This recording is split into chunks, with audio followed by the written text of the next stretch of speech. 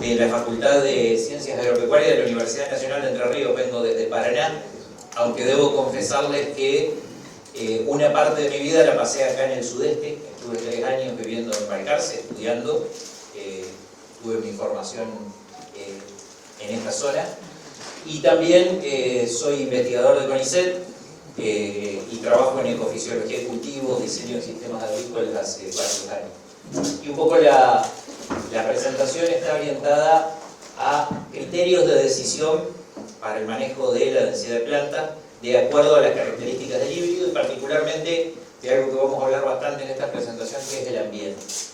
Eso es un poco la hoja de ruta, no me quiero detener mucho ahí, esos son los temas que vamos a ver. Y quiero arrancar la presentación con esta que es la figura número 1 de ese libro que ven ahí, que es el libro nuevo de Ecofisiología y Manejo del Maíz, que es una reedición del viejo libro de 1996 que había editado Fernando Andrade, María Otegui, Sergio Guard y Alfredo Cirilo. Esta edición salió ahora, ahí tiene el QR si alguien lo quiere escanear, se puede descargar de forma gratuita. Y quiero hacer una mención especial, Sergio ya no está entre nosotros, creo que todos están al tanto, pero sí está presente en la portada del libro, y quienes lo conocimos y tuvimos la suerte de interactuar con él, sabemos solo viendo la silueta que solo Sergio es la persona que puede estar haciendo eso, ¿no? Trabajando con una luz, no sé si es el amanecer o el atardecer. Así que bueno, esta parte de la presentación fue también un homenaje a Sergio, quien siempre impulsó mucho desde su actividad en esta compañía este tipo de intercambio y de interacciones con los colegas y con los asesores.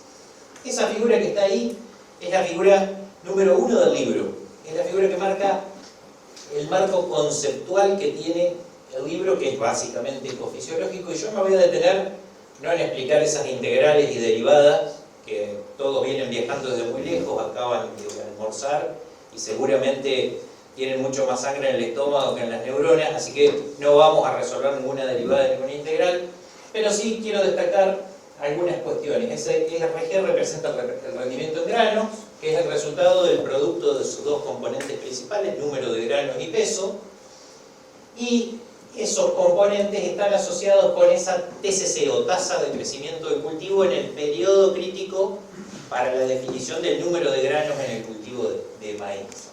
Y ahí hay una ecuación que es radiación incidente por eficiencia de intercepción, por eficiencia de conversión, que es la base medular de la ecofisiología. Esa ecuación se llama ecuación de componentes ecofisiológicas, y cada una de esas ecuaciones, de esos componentes, capta o captura alguna variación que hay en el ambiente. Por lo tanto, cuando nosotros hablamos de algunas prácticas de manejo, ahí se menciona densidad y fecha de siembra, y fíjense que más abajo está agua, nitrógeno, fotoperiodo, temperatura. Todo lo que ocurre en el ambiente que circunda el cultivo es capturado por algunos de los componentes de esa ecuación que representan la tasa de crecimiento del cultivo durante el periodo crítico. Por lo tanto, esa ecuación representa el ambiente que tiene a su vez 3 componentes: suelo, clima y manejo. Esas 3 componentes del ambiente son capturadas por la ecuación de componentes ecofisiológicas que representan la tasa de crecimiento del cultivo. Por lo tanto, hay una asociación 1 a 1 entre lo que es la tasa de crecimiento del cultivo y el ambiente, y son sinónimos. Cuando el ambiente es bueno en el periodo crítico, tenemos alta tasa de crecimiento del cultivo. Eso es algo que quiero ser bastante enfático en establecerlo, y usualmente en ecofisiología dividimos el ciclo del cultivo en 3 etapas: una etapa donde el cultivo genera área foliar, una etapa donde se define el principal componente numérico de rendimiento, que es el número de granos, y otra etapa donde se define el peso de los granos. Últimamente, y de esto vamos a hablar bastante en esta presentación, esa última etapa, que usualmente era considerada como poco importante en la definición del rendimiento, empieza a cobrar más relevancia, y ya vamos a ver por qué. Por lo tanto, desde el punto de vista de la ecofisiología, para maximizar ese principal componente de rendimiento, lo que necesitamos es un buen ambiente durante el periodo de crecimiento del cultivo, el periodo crítico del cultivo, que se traduce a través de esa ecuación de componentes ecofisiológicas. Fíjense, este también es un gráfico del mismo libro, en este caso un capítulo que escribió Lucas Borrás y Brenda Gambini, donde muestran que hay una relación entre el número de granos y el rendimiento, pero fíjense que para un mismo número de granos puede haber distintos valores de rendimiento. Por ejemplo, para 4.500 granos el rendimiento puede variar entre 7.000 y 14.000 kilos, y esa variación es debida al peso de los granos. Es decir, que ellos en su capítulo advierten que el peso de los granos es una variable que tiene importancia en el rendimiento y cada vez le empieza a tener más. Y mucho más cuando miramos este gráfico, que es de la red de ultra baja densidad que coordina Gustavo Madoni, donde vemos la relación entre número de granos y rendimiento, y donde vemos que los buenos ambientes que definieron alto número de granos, fíjense el enorme impacto para un mismo número de granos que hay por las variaciones en peso de los granos. Es decir, que empieza a ser un componente que empieza a jugar de manera importante, y mucho más en esta red donde las densidades que se evalúan son bajas a ultra bajas. Por lo tanto, tenemos altos números de grano en ambientes que fueron buenos para densidades bajas. Por lo tanto, esa expresión de alto rendimiento se dio en parte por expresión de altos pesos de grano. Bueno, pautas para la elección de la densidad. En general, si esto yo les pregunto a ustedes, ¿cuál es el principal factor que tienen en cuenta cuando van a elegir una densidad de siembra? Todos me van a decir el rendimiento objetivo, el rendimiento al que apunto lograr. Esa es la principal pauta que yo debo tener en cuenta para elegir una densidad, es decir, el rendimiento esperado, o en definitiva, el ambiente esperado que voy a tener para el cultivo.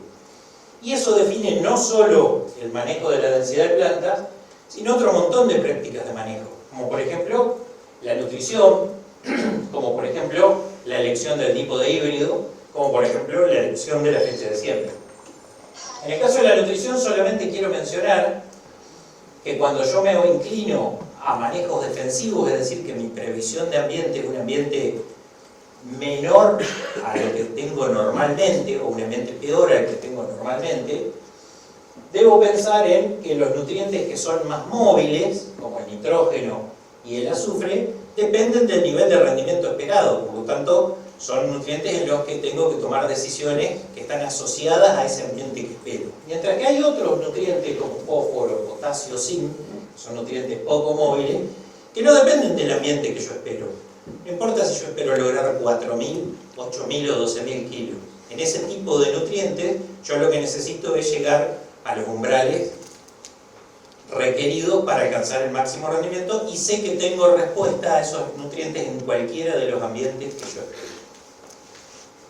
Pero vamos a avanzar básicamente en los criterios que están relacionados con el manejo de la densidad y su interacción con el híbrido o con el fenotipo. Pero básicamente, si yo espero ambientes debajo de mi promedio, inciertos, con mucha incertidumbre, que no sé exactamente qué va a pasar en esa campaña, tengo que optar por un manejo de tipo defensivo, mientras que si espero promedio, rendimientos o ambientes por encima de mi promedio, y tengo más certeza, tengo que apuntar a un esquema de manejo de alto rendimiento. Esto también está extraído del mismo libro, y lo que vemos acá es una relación que se estableció utilizando un híbrido rígido. En este caso era un híbrido que era de CALP 636, un híbrido liberado a fines de los 80, principios de los 90, y lo que se grafica acá es la tasa de crecimiento por planta. Ya no es la TCC que veíamos hoy que representa el ambiente, sino que es la TCC dividido la cantidad de plantas que tengo. Sería el ambiente por planta, una suerte de indicador del ambiente en relación a cada planta que tengo. Y lo que vemos en la curva punteada con los puntos negros es el número de granos que tiene cada planta. Fíjense, hay algunas cuestiones a destacar. Primero, que es importante alcanzar cierto nivel de tasa de crecimiento de cada planta para que se fijen granos. Y esto se debe a que el maíz es una planta que tiene la espiga en su posición axilar, mientras que la panoja está en una posición apical. Por lo tanto, cuando las tasas de crecimiento por planta son muy bajas, el cultivo tiene que tomar la decisión de asignar recursos o al órgano dominante o al órgano apical. Y en ese caso, con tasa de crecimiento muy baja, está clara cuál es la decisión que toma y no fija granos. Por lo tanto, hay un umbral de fijación de grano que tiene que alcanzar para fijar grano. Y fíjense que a altas tasas de crecimiento por planta se logra un máximo número de granos por planta. Ese híbrido no fijaba más de 500 granos por espiga. Por lo tanto, a altas tasas de crecimiento no podía fijar más granos que 500 porque no tenía ningún otro mecanismo que le permita captar esa mejora en el ambiente por planta. Por otro lado, ahí la línea naranja representa el rendimiento por unidad de área. No el rendimiento por planta, sino el rendimiento por unidad de área. Y fíjense, podemos ver claramente la línea Bordeaux nos indica que estamos en un ambiente bueno. Fíjense que estamos logrando alrededor de 13.000 kilos en ese ambiente, ¿no? Es un buen ambiente. Y el ambiente ahí está fijo. Es decir que yo me muevo a través del eje X con variaciones en ¿qué? En la densidad de plantas. El ambiente es el mismo, la tasa de crecimiento del cultivo es la misma. Si yo me voy hacia la derecha, ¿por qué logro mayor tasa de crecimiento por planta? Porque bajo la densidad. Fíjense que más abajo, aquí, tengo las densidades de planta. Hacia allá, hacia la izquierda, bajo las densidades, son densidades bajas. Fíjense, ahí son 2,2 plantas por metro cuadrado o 22.000 plantas por hectárea. Mientras que hacia acá están las densidades más altas. Y fíjense que yo logro el máximo rendimiento por unidad de área, eso alrededor de 13.000 kilos, con 3 gramos de crecimiento de planta por día. No importa este valor, esto es más que nada un concepto lo que necesitamos ver acá, pero cuando yo logro ese nivel de tasa de crecimiento del cultivo, logro el máximo rendimiento por unidad de área. Y a muchos le puede llamar la atención de que no es el máximo número de granos por espiga, por lo tanto, nosotros tenemos que estar conformes y estamos tranquilos de que logramos una densidad óptima de plantas si tenemos espigas que no completaron los granos hasta la punta. Porque si completan los granos hasta la punta y logran los 500 granos de espiga, quiere decir que nos quedamos cortos en la densidad y que el rendimiento por unidad de área no es el más alto. Entonces, esta es un enfoque muy clásico que se planteó trabajando con ese híbrido y donde el ambiente era fijo, es un buen ambiente, en este caso, de unos 13.000 kilos y el ambiente fijo. Y nos movemos en este sentido a través de variaciones en la densidad de planta. El ambiente es el mismo, yo me voy hacia la derecha bajando la densidad, me voy hacia la izquierda subiendo la densidad. Y fíjense que para ese ambiente, donde se hizo este trabajo, que era muy cerquita de donde estamos, la densidad óptima fue casi 12 plantas por metro cuadrado, 11,6, ¿no? Ahí se logró el máximo rendimiento por unidad de área. Esto, en realidad esto es lo mismo. Aquí les muestro una foto de una espiga que creció hacia la derecha de la figura que les estoy mostrando. Es decir, con una alta tasa de crecimiento por planta, completó la totalidad de los granos de la espiga. Me quedé corto en la densidad con esa espiga. Y fíjense que la tasa de crecimiento que tengo que lograr no es la que me permite maximizar ese valor, el máximo número de granos por planta, la que me permite lograr la máxima, el máximo rendimiento por unidad de área. Fíjense que la tasa de crecimiento por planta no es otra cosa que la tasa de crecimiento del cultivo dividido de la densidad. Y tasa de crecimiento del cultivo, dijimos la TCC, es ambiente. Es decir que ahora hay cambios en el ambiente, no en la densidad. Fíjense qué pasa. Los ambientes buenos van a estar, si yo mantengo la densidad fija, hacia la derecha.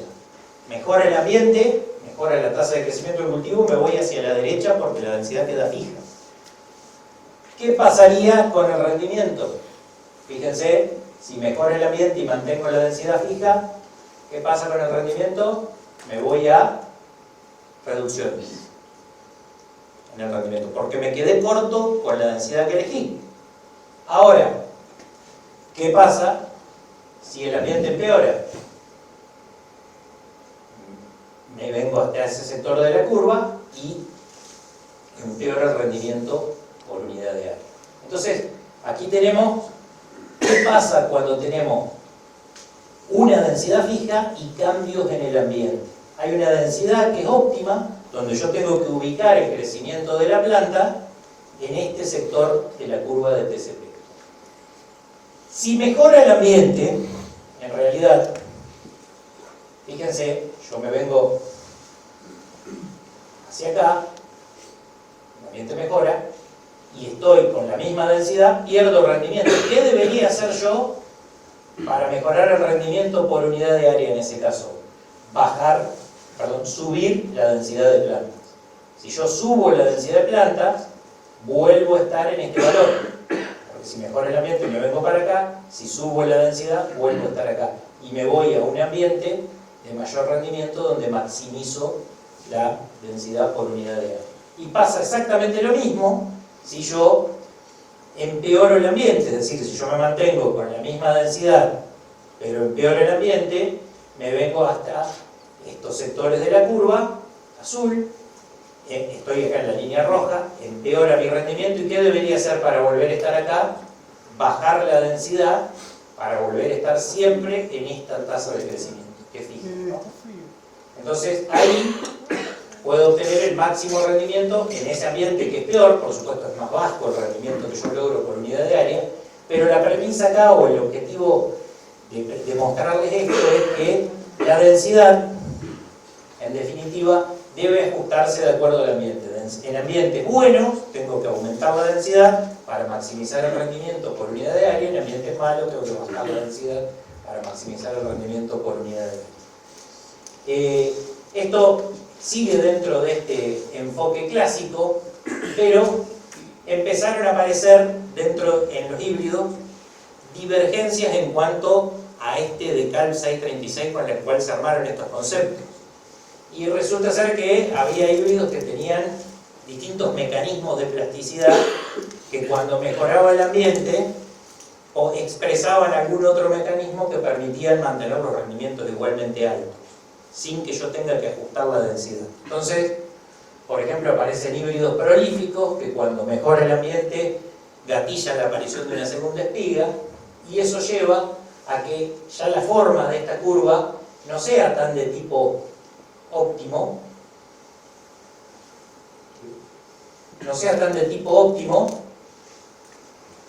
como en el caso del híbrido rígido, sino que ya cuando es prolífico, fíjense que cuando mejora el ambiente permite mantener alto el rendimiento con la misma densidad, porque hay un mecanismo que me permite expresar ese mejor ambiente que se está dando en ese momento. Por otro lado, y fíjense que ya el área verde ahí ya es mayor en relación al híbrido rígido. Por otro lado, aparecen híbridos también que tienen más tolerancia a estrés. ¿Qué significa que tienen más tolerancia a estrés? Que cuando el crecimiento por planta es muy bajo, o que la densidad quedó alta para el ambiente, igualmente son capaces de fijar granos. Y en ese caso, lo que tenemos es híbridos que tienen un menor umbral de tasa de crecimiento por planta acá, fíjense en esta parte, que ya pueden fijar granos con tasas de crecimiento mucho más bajos. Y en ese caso, la forma de curva de respuesta a la densidad se hace más alta. Es decir, que yo manteniendo la misma densidad, puedo lograr rendimientos similares por híbridos que tienen más tolerancia a estrés. Y esas dos cosas han mejorado a través del tiempo. También aparecieron híbridos que tienen más flexibilidad en la espiga.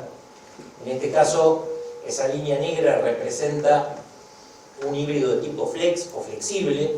Fíjense que lo que se ve ahí es que hay un gran rango de tasa de crecimiento por planta donde yo puedo lograr mejoras en la tasa de crecimiento por planta equivalentes a las mejoras en el número de granos por planta, es decir, que la mejora es lineal, y en ese caso también me lleva a que la respuesta a la densidad tenga un rango más amplio, en vez de haber una única densidad donde yo logro el máximo rendimiento. Esos son algunos de los mecanismos de flexibilidad que han aparecido a través del tiempo y a través de los esfuerzos del mejoramiento. ¿Cuál apareció primero de estos mecanismos en el tiempo? Bueno, esto es un análisis, se hizo también acá en Balcarce, este trabajo, con híbridos liberados desde el año 65 hacia el 2010, que se sembraron con la densidad óptima, que está indicada ahí con 1, que es relativa, el doble de la densidad óptima, que está indicada con 2, o la mitad de la densidad óptima. Fíjense que con los híbridos viejos, en esa época era más peligroso pasarse de la densidad que quedarse corto.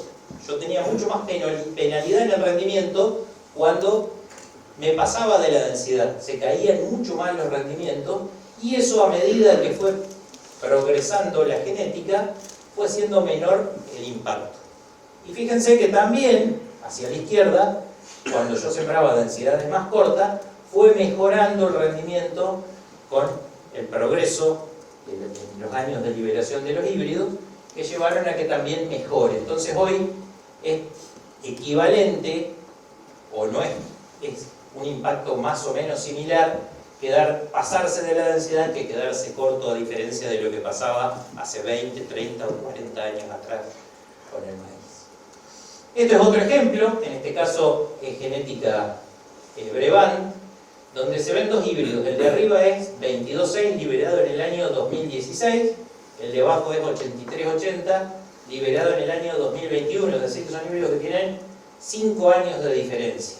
Estos crecieron en el MIP de San Gregorio, que es sur de Santa Fe, creo que hay gente de la zona por acá, y donde se ve que en ese caso es una densidad de 130.000 plantas por hectárea, repito, 130.000 plantas por hectárea, es decir, una densidad muy alta que lleva a que las plantas crezcan en condiciones de alto estrés. Y por otro lado, hay dosis crecientes de nitrógeno. Las dosis más pobres de nitrógeno están hacia la izquierda. Por lo tanto, tenemos situación de un estrés muy fuerte por alta densidad y limitación de nitrógeno. Y lo que vemos, y voy a tratar de ponerles la lupa para que lo vean, es cómo en 5 años de diferencia mejoró la situación. Fíjense que este híbrido que tiene 5 años de diferencia de liberación en el mercado aguanta mejor o tolera mejor la densidad alta y la baja dosis de nitrógeno que este que se liberó 5 años antes. Bueno, entonces podemos esquemáticamente hacer esta representación. Pasamos de un modelo clásico donde la respuesta a la densidad era de tipo óptima, había una única densidad en la que yo podía lograr el máximo rendimiento, y que esa densidad era más alta cuando el ambiente mejoraba. Eso es lo que decían los libros hace 30 años atrás. Hoy tenemos, gracias al mejoramiento genético, una respuesta cuando me voy a densidades más altas que me genera un rango de densidad óptima gracias a la tolerancia a estrés. Densidades más altas, los híbridos la soportan más porque tienen más tolerancia a estrés.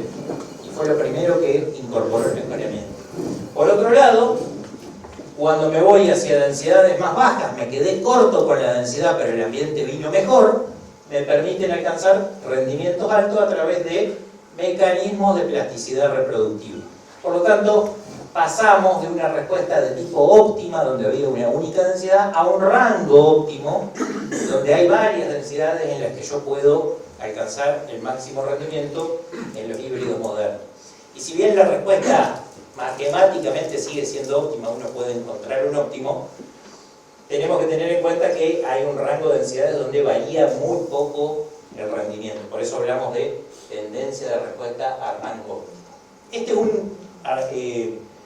una figura que les quiero mostrar, es del cinturón maicero de Estados Unidos, rangos de densidades de planta y rangos de rendimiento, donde se ve claramente la expresión de esto que yo les decía. Tenemos la línea rosada de más abajo, un ambiente de bajo rendimiento para lo que es cinturón maicero, 6.000 kilos, y fíjense que entre 40 y 90.000 plantas prácticamente se obtiene el mismo rendimiento.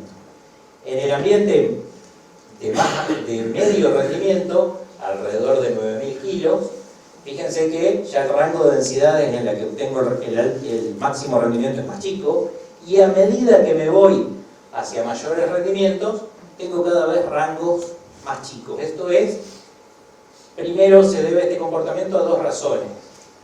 Se ha avanzado más en la tolerancia a estrés que en los mecanismos de plasticidad reproductiva. Y algo similar pasa en Argentina, esto también está en el libro de Ecofisiología de Manejo de Maíz, y ahí vemos dos híbridos, el híbrido A y el híbrido B. Fíjense que la lógica con los colores es exactamente la misma que la de la figura que está a su izquierda, y fíjense que los comportamientos de los híbridos son muy distintos. Vayamos primero a los bajos rendimientos o a los malos ambientes, las líneas rosadas. Fíjense que el híbrido A, el de arriba, cuando empieza a aumentar la densidad en el ambiente más pobre, rápidamente empiezan a derrumbarse los rendimientos. ¿Eso qué me está indicando? Baja tolerancia a estrés. En el híbrido de abajo, fíjense, en el mal ambiente, ese ambiente de 3.000 kilos, yo empiezo a aumentar la densidad y hasta alrededor de 8 plantas o 80.000 plantas por metro cuadrado, el rendimiento prácticamente no cambia. ¿Qué significa que tiene ese híbrido? Alta tolerancia a estrés. Vemos lo mismo a medida que mejoramos los ambientes que lo que se ve en el cinturón maicero de Estados Unidos. Un rango más estrecho y que a medida que el ambiente es mejor, las densidades óptimas son más altas. En eso vemos algo similar. Pero a mí me gustaría luego en la parte del taller, luego de esta presentación, que retomemos esto y nos contestemos dos preguntas que se las dejo picando. Una es, ¿me sirve esta información para hacer prescripciones de densidad variable en los lotes? La segunda es, si yo les digo que ahí hay un rango, ¿qué valor elijo? ¿El valor más bajo del rango, el valor medio o el valor más alto? Esas las vamos a charlar en el taller. Bueno, ¿cuáles son los mecanismos de plasticidad? Los usuales, los que más se mencionan, flexibilidad de espiga, vemos en la figura de la derecha una espiga bien flexible, claramente creció en una densidad subóptima, fíjense que se llenó de granos hasta la espiga, gatilló una segunda espiga y un macollo con espiga, por lo tanto, macollaje es otro de los mecanismos de plasticidad que pueden aparecer. Otro de los mecanismos de plasticidad es el de la prolificidad, y del que menos se habla y el que menos se menciona es el de peso de grano. Y tradicionalmente se le daba poca importancia al peso de grano, porque decía, mirá, si mejora el ambiente, el peso de grano no es un mecanismo de plasticidad o de compensación. ¿Por qué? Porque cada uno de esos granos, que ustedes ven en la espiga de la izquierda, si yo le doy más recursos durante el llenado, no puede crecer más. ¿Por qué? Porque a su lado tiene un grano, del otro lado tiene un grano, hacia arriba tiene un grano y hacia abajo tiene otro grano. Así que tiene una limitación física y por más que le sobren los recursos, no puede crecer el peso de los granos. Esa era la interpretación tradicional, lo que se decía siempre, pero lo que hoy vemos con el progreso de la genética es la aparición de este tipo de híbridos. Como no puede ir para los costados, tiene que ir hacia mayor profundidad. Y eso es lo que estamos viendo hoy en las genéticas más modernas, donde aparecen híbridos que tienen mayor profundidad de grano, mayor peso de grano y la posibilidad de compensar cuando mejora el ambiente como mecanismo de plasticidad el peso de grano. Y ahora les voy a mostrar algunos ejemplos. Antes de eso, vamos a ver cuáles son los momentos de expresión de esos mecanismos. Fíjense, para que se exprese el macollaje, ¿yo qué necesito? Primero, que la densidad sea baja, si no el mecanismo no se expresa.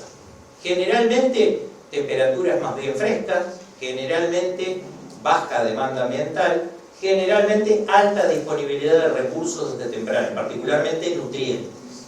Eso necesito para que aparezcan los macollos. Y más adelante, necesito condiciones favorables para que esos macollos sean fértiles.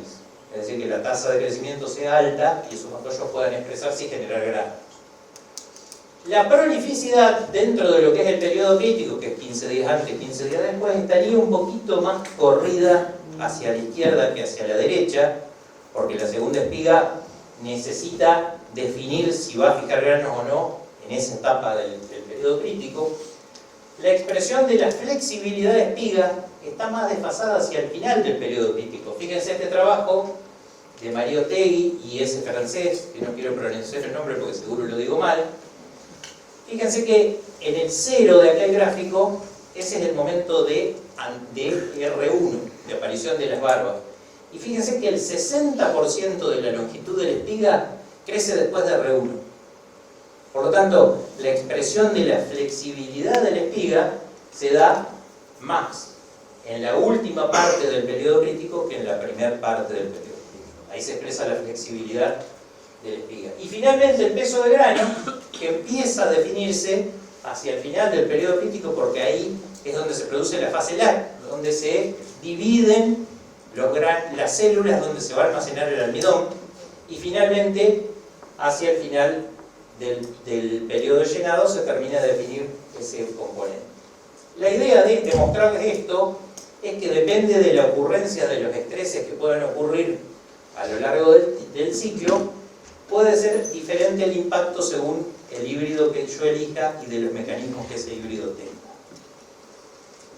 Les muestro algunos ensayos más. Esto también es Smith, Diego de Alvear. Son trabajos que estuvimos analizando con Maxi, que anda por ahí.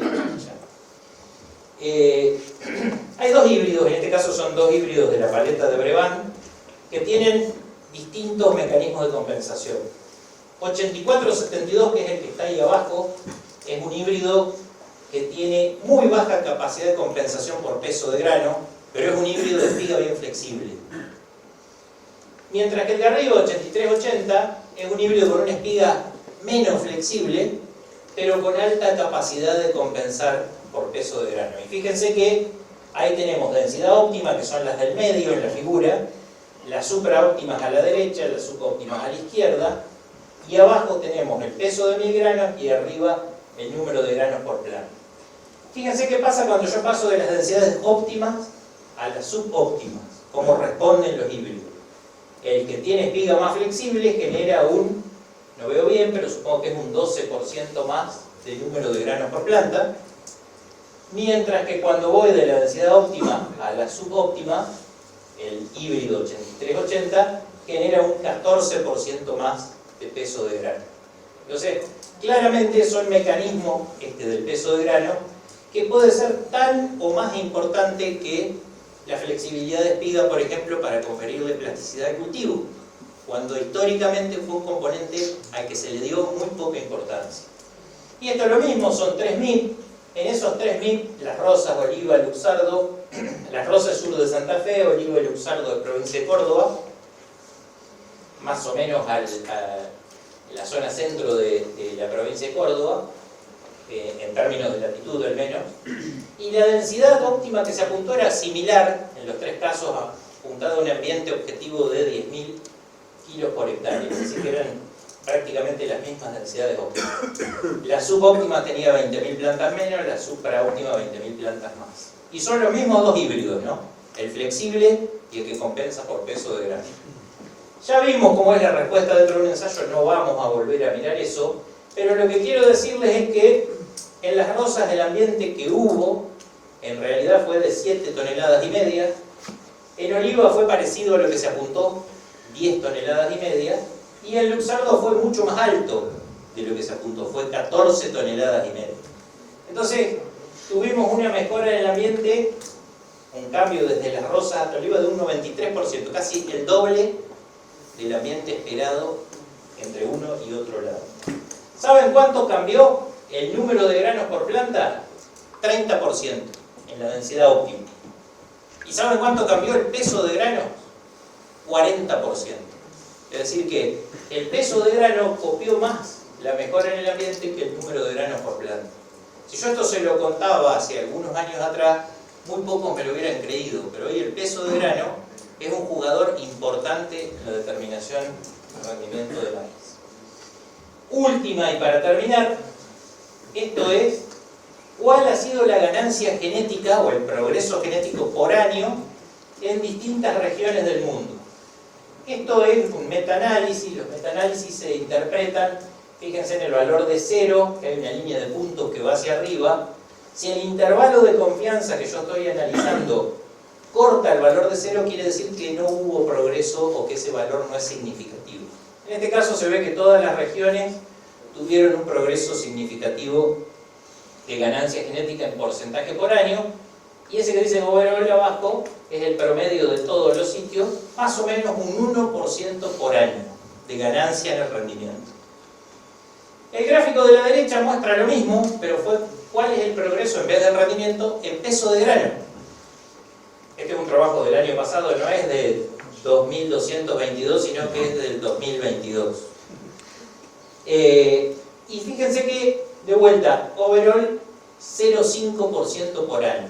Es decir que uno puede preliminarmente decir que la mitad de la ganancia genética de rendimiento se asoció estuvo asociada al menos con ganancias en el peso de los granos.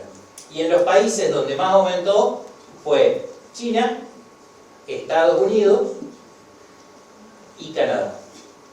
Fíjense que Argentina hasta ahí había progresado poco, sin embargo, si miramos dentro de las distintas ofertas que hay dentro de las compañías, la oferta que tiene la paleta de Brevan seguramente es una de las que más contribuciones tiene en aumento de peso de grano.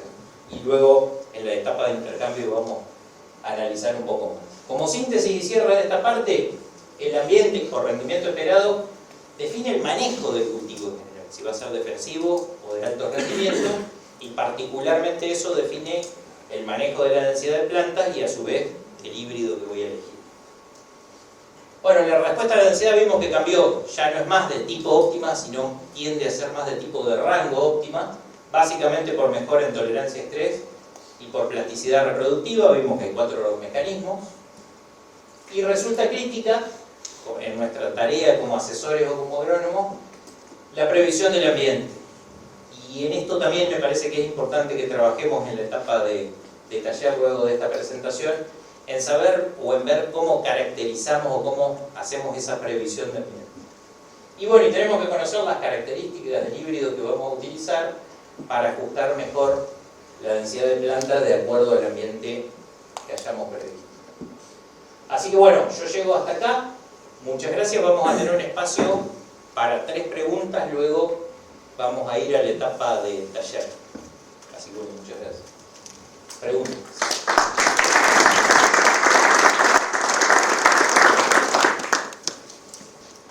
Yo te hago 2 medidas relacionadas. Bien. En un momento cuando hablaste de la plasticidad y la densidad de los híbridos, que mostraste las curvas, te dijiste que había híbridos que aumentaban la tolerancia a estrés, entonces como que te levantaba el piso de alguna manera, y los que tenían, por ejemplo, prolificidad, si el ambiente mejoraba, te levantaba por ahí el techo.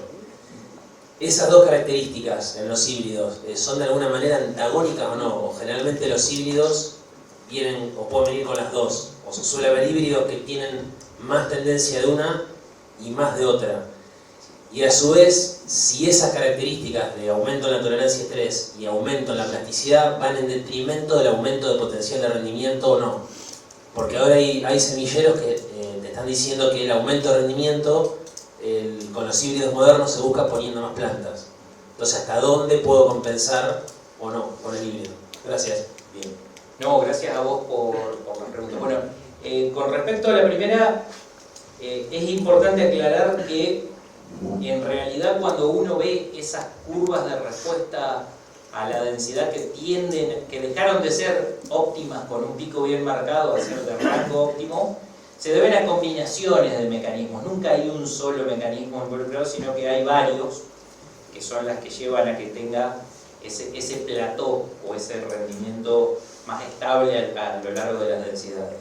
Suelen ser combinaciones. En general lo que se ve en el mercado argentino es que los híbridos que tienen más flexibilidad de espigas suelen tener un poquito menos de tolerancia a densidad. En general, esto no quiere decir que sea en todo, pero pareciera ahí haber una cierta relación entre eso, y lo que es probable es que las compañías que comercializan ese tipo de híbridos te digan, mira, este híbrido es para manejos defensivos con bajas densidades, y te lo van a recomendar en bajas densidades precisamente a sabiendas de que tienen baja tolerancia al estrés por alta densidad. Y si el ambiente viene mejor, también a sabiendas de que puede llegar a generar un mayor alto rendimiento por la plasticidad que tienen del espiga. Y esos son manejos que se han difundido bastante, no en esta zona, pero sobre todo no hay NEA, con ese tipo de genotípicos. Pero en principio yo no estoy seguro o no creo que haya una compensación, un trade-off entre esos 2 mecanismos. Creo que el mejoramiento puede seguir haciendo progresos y que es posible obtener híbridos con alta plasticidad y con alta tolerancia a estrés. No creo que sea una cuestión de correlación negativa o que sea imposible de romper. Yo creo que eso puede ser lograble. Y la segunda era si yo puedo aspirar a altos rendimientos a pesar de que los maneje con bajas densidades. Claro, si esos mecanismos de compensación van un poco en contra del potencial. No, los mecanismos de compensación tampoco me atrevería a decir que van en contra del potencial. Lo que sí me atrevería a decir es que en los mejores ambientes requiero ajustar mejor la densidad, como se veía en las curvas de tanto del cinturón maicero como en las curvas de Argentina, donde en los ambientes de más alto rendimiento, los rangos en los que yo obtengo los mejores rendimientos son mucho más chicos y requieren de mejores ajustes de la densidad de planta en los ambientes más altos. Mejores ajustes y densidades más altas, ¿no? Con lo cual, en parte coincido con lo que puede decir las compañías de la industria semillera. Sí. Una pregunta. ¿Cuál es el aporte del mapollaje? ¿Fotosíntesis, mayor fotosíntesis, cubrir un espacio, o es que sí o sí tiene que llegar a producir una espía aunque sea pequeña?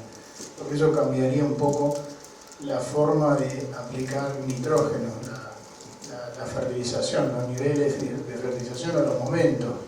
Sí, la idea de incluirlo como mecanismo de plasticidad al macollaje es apuntar a que ese macollo genere granos en caso de que el ambiente mejore. Esto en general se recomienda para ambientes de muy bajo potencial, con posibilidades de que venga un año mejor y que ese sea un mecanismo que pueda llegar a aportar granos, no fotosíntesis. Generalmente es eso a lo que se apunta con explorar el uso de ese mecanismo.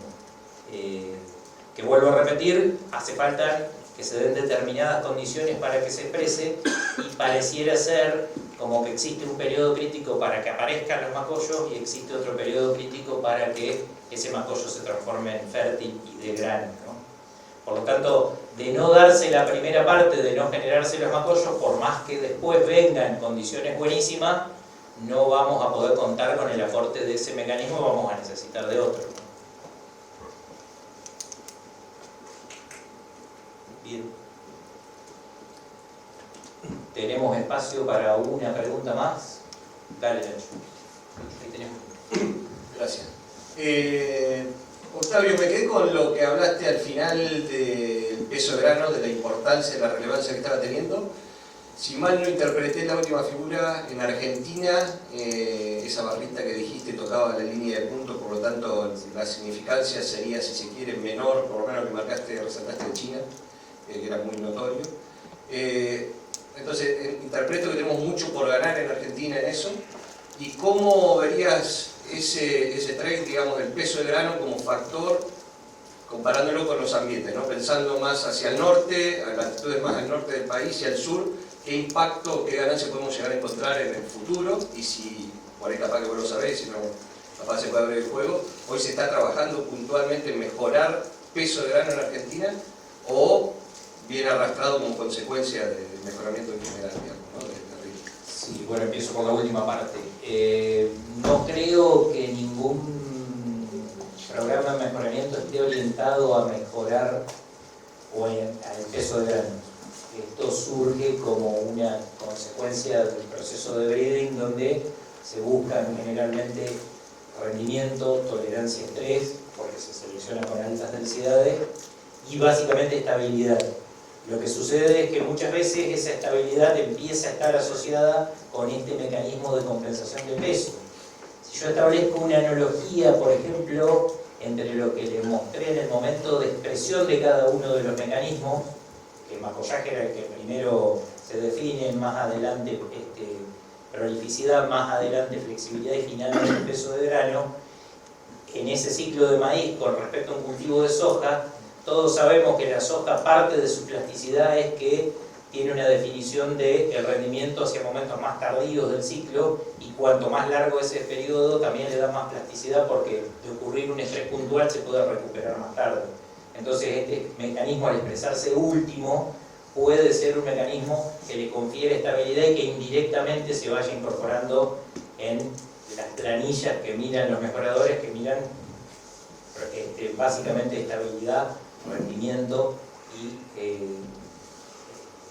tolerancia a estrés también le confiere estabilidad cuando la mira, ¿no? Entonces, eso creo que se va a ir dando y que de a poco cada vez vamos a ir teniendo más genotipos con alto peso de grano en Argentina, y como vos decís, coincido en que tenemos mucho para ganar explorando ese mecanismo. Como decía, la paleta de Brevan tiene una gran parte de su componente con peso de 1000, con capacidad de compensación, y empezó a aparecer en la última campaña en otras empresas genotipos con esas mismas características, así que es probable que en los próximos años veamos ese mecanismo un poco más explorado. Así que bueno, por acá llegamos con esta parte. Muchísimas gracias por la atención.